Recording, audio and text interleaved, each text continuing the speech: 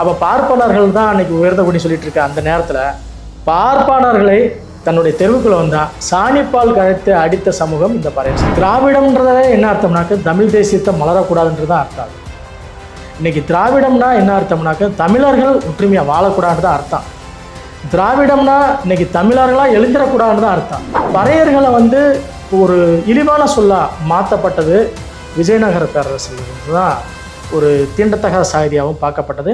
விஜயநகர படையெடுப்பு பிறகு தான் மக்களை வந்து சிரமப்படுத்தப்படுத்த தான், அவன் பிளவுபடுத்தப்படுத்த தான் தான் வந்து அங்கே வந்து ஆட்சி ஆள முடியுன்ற அந்த ஒரு நோக்கத்தோட திட்டமிட்ட சதிச்செயல் தான் வந்து பறையர்னா ஒரு இசைக்கருவியோட ஒப்பிட்டு சொல்வது. நாதப்பறையன்னு சொல்கிறது யாரை சொல்கிறாங்கனாக்கா அந்த சிவபெருமானத்தை சொல்கிறாங்க. இன்றைக்கும் சாம்பக்கமார்கள் அப்படின்னா அந்த சிவன் வழி வந்தவர்கள் தான் பொருள். இந்த பறையர் சொல் வந்து ஒரு கீழான சொல்லுன்னு சொல்லிட்டு இருக்க இடத்துல நீ யாருன்னு கேட்டா நெஞ்ச நிமித்தி சொல், நீ ஒரு பறையன் என்று சொல்லவரே அவர் தான். பாப்பானுக்கு மூத்தவன் பறையன் கேப்பாரற்று கீழ் சாதியானான் அப்படிங்கிற ஒரு சொல்லாடல் இருக்கு.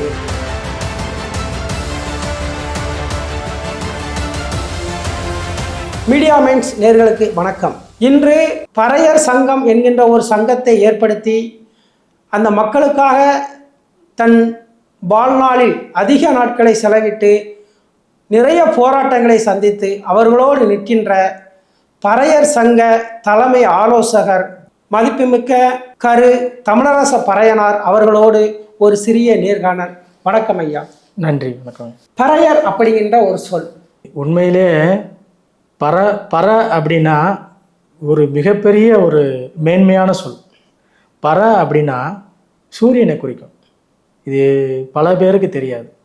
பரசக்தி, பராசக்தி, உலகத்தையே நிர்ணயிக்கின்ற ஒரு பெரிய சக்தி வந்து அந்த சூரியனும் தான் இந்த பூமியை கட்டி காக்குதுன்றதுல யாருக்கும் மாற்று கருத்து இல்லை. அதுபோல் ஒரு பெரிய ஒரு சமூகம்னா அது பறையர் சமூகம்.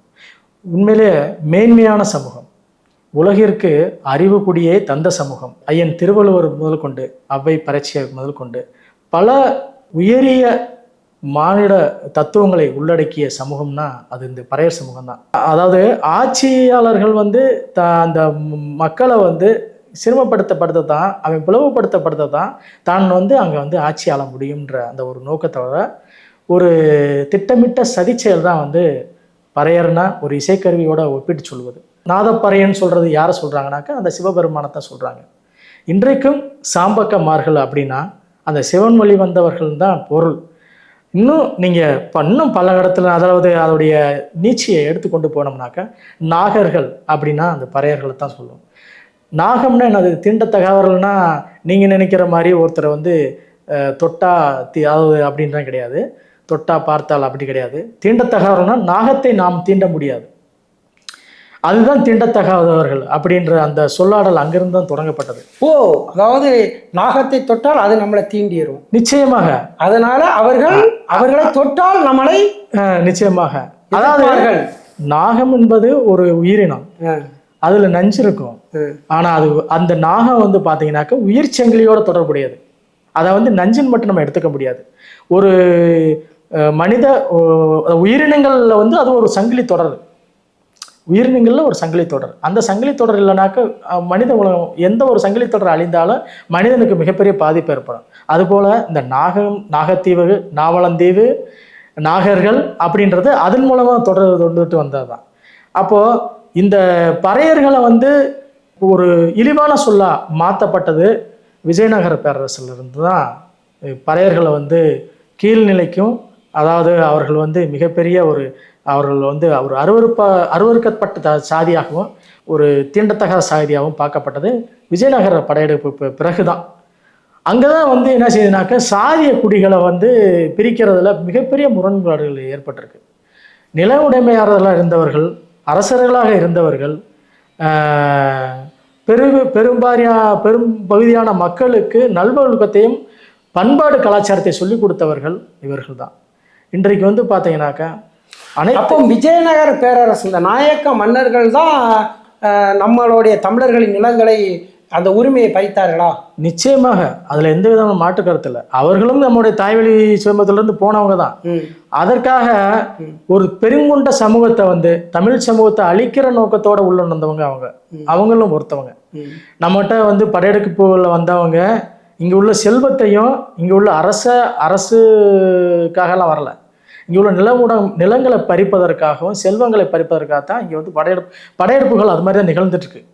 அப்போ இந்த பறையர் அப்படின்ற அந்த மேன்மையான சொல் வந்து அனைத்து மக்கள்கிட்டையும் வந்து பார்த்தீங்கன்னாக்கா ஒரு இழிவான சொல்லாக மாற்றப்பட்டுக்கிட்டு இருக்கு. ஆனால் உண்மையிலேயே பறையர்னா அப்படித்தான் வாழ்ந்திருக்காங்களான்னா நம்ம சமகால வாழ்ந்த ஒரு தலைவரை நம்ம பார்க்கணும், பின்னோக்கி பார்க்க வேண்டிய சூழ்நிலை இருக்குது. திவான் பகதூர், ராவ் பகதூர் அப்படின்னு சொல்லிட்டு மிகப்பெரிய ஒரு பட்டங்களை சுமந்த ஒரு தலைவர் தாத்தா ரெட்டமலை சீனிவாசன். திவான் பகதூர், ராவ் பகதூர், ரெட்டமலை சீனிவாசன் ஐயாவை எடுத்துக்கலாம். அவர் வந்து தன்னை வந்து ஒரு பறையனாத்தான் வெளி உலகத்திற்கு அடையாளப்படுத்தப்பட்டார். பறையர் நாளிதழ் நடத்தினார். அவர் வந்து பார்த்தீங்கன்னாக்க யார் வந்து இந்த இந்த பறையர் சொல் வந்து ஒரு கீழான சொல்லுன்னு சொல்லிட்டு இருக்க இடத்துல நீ யாருன்னு கேட்டா நெஞ்ச நிமித்தி சொல், நீ ஒரு பறையன் என்று சொல்லவரே அவர் தான். எங்கு உன்னை இழிவுபடுத்தப்பட்டிருக்கோ அங்கே வந்து மேன்மையான குடி நான் தான் அப்படின்னு சொல்லுடான்னு சொன்னவரே அவர் தான். இன்னைக்கு அவரை வந்து இருட்டடிப்பு செய்யப்பட்டுக்கிட்டு இருக்கு. அதை வந்து அவரை வந்து மீட்டெடுக்க வேண்டிய, உருவாக்கம் செய்ய வேண்டிய கட்டாயத்தில் நம்ம பறையர் சமூகம் இருக்குது. பறையர்கள்லாம் தனித்த அடையாளத்தோட வாழ வேண்டும்ன்றதுக்காகத்தான் ஊருக்கு வெளிப்புறமாவே இவனே சரி என்கின்ற சொல்லுக்கு கூட குழுமி வாழ்பவர் இல்லை, இவர்களாகவே ஏற்படுத்தப்பட்ட ஒரு குடிதான் அது. சரி சரி பறையர் மக்களாக தங்களுக்கு தங்களே வடிவமைத்து கொண்டதான் அந்த இது. இன்னைக்கு சொல்லின்ற நீங்க சனாதன எதிர்ப்பு, சனாதன பத்தி பேசுறேன் இல்லைங்களா? அப்ப பார்ப்பனர்கள் தான் அன்னைக்கு உயர்ந்த குடி சொல்லிட்டு இருக்க அந்த நேரத்துல பார்ப்பனர்களை தன்னுடைய தெருவுக்குள்ள வந்தா சாணிப்பால் கழைத்து அடித்த சமூகம் இந்த பறையர் சமூகம். அப்போ இந்த ஐயன் கேட்பாரட்டு தான் கீழ் சாதியானா. இதுல வந்து நீங்க ஒரு பழைய ஒரு பாடல் ஒன்று இருக்கும், கொக்கு பறக்குதடி அப்படின்னு ஒரு பாடல் ஒன்று இருக்கும். அந்த கொக்கு பறக்குதடி பாடல் வந்து ஹரிச்சந்திர மயனகண்டம் மற்ற விஷயங்கள்லாம் இந்த பாடல் வந்து பாடப்பட்டுக்கிட்டு இருந்தது. நாடகக்கலை அழிஞ்சிச்சு இல்லையா? அப்போ வந்து இந்த பறையருடைய மேன்மை அங்கே கடத்தப்படாமல் அங்கே நிறுத்தப்பட்டிருக்குது. பாப்பானுக்கு மூத்தவன் பறையன் கேப்பாரற்று கீழ் சாதியானான் அப்படின்ற ஒரு சொல்லாடல் இருக்கு. அது வந்து சொல்லாடல் மட்டும் இல்லை, அது வாழ்வியல் முறை. இன்னைக்கு வந்து மேன்மையான சமூகம் அதை வந்து யாருமே வந்து கண்டுக்காத சூழ்நிலை இல்லை. பறையரே வந்து பறையர் மக்களே இன்னைக்கு நான் பறையர்னு சொன்னாலே இன்னைக்கு எரிச்சலும் ஆகிற அளவுக்கு வந்து மாற்றி வச்சிருக்காங்க இன்னைக்கு சூழல். இன்னைக்கு இருக்க நம்மளை ஆட்சியாளர்கள் வந்து தொடர்ச்சியாக திராவிடம்ன்றத என்ன அர்த்தம்னாக்க தமிழ் தேசியத்தை மலரக்கூடாதுன்றதான் அர்த்தம். அது இன்னைக்கு திராவிடம்னா என்ன அர்த்தம்னாக்க தமிழர்கள் ஒற்றுமையாக வாழக்கூடாதுதான் அர்த்தம். திராவிடம்னா இன்னைக்கு தமிழர்களாக எழுந்திரக்கூடாதுன்னு தான் அர்த்தம். இன்னைக்கு தமிழ் குடிகளாக இருக்க கல்லர் சமூகம். நீங்க தமிழ் தேசியத்தை ஆதரிக்கிறீங்க? முழுக்க தமிழ் தேசியம் தான் இங்கே மலரணும். அப்போ தமிழ் தேசியத்துல ஜாதிகள் கிடையாது? நிச்சயமாக கிடையாது.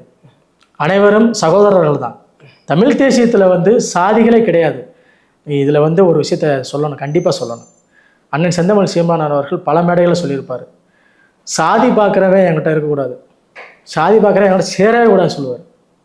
அப்படின்ற ஒரு உயர்ந்த குணத்தை ஏன் சொல்லியிருப்பார்னா, அங்கே மீண்டும் மீண்டும் நீ வந்து ஒரு பறைகுடி இருப்பான், ஒரு பலர்குடி இருப்பான், ஒரு அருந்தர் இருப்பான், ஒரு சக்கிலியர் இருப்பான். இப்போ இவங்களுக்குள்ள இருக்க முரண்பாடுகளை பிறர் சமூகம், இடப்பட்ட சமூகத்தில் இருக்கவங்க, பிற்படுத்தப்பட்ட சமூகத்தில் இருக்கவங்க அனைவரும் ஒன்றாக போகணும்ன்றது தான் அண்ணனோட நிலைப்பாடு.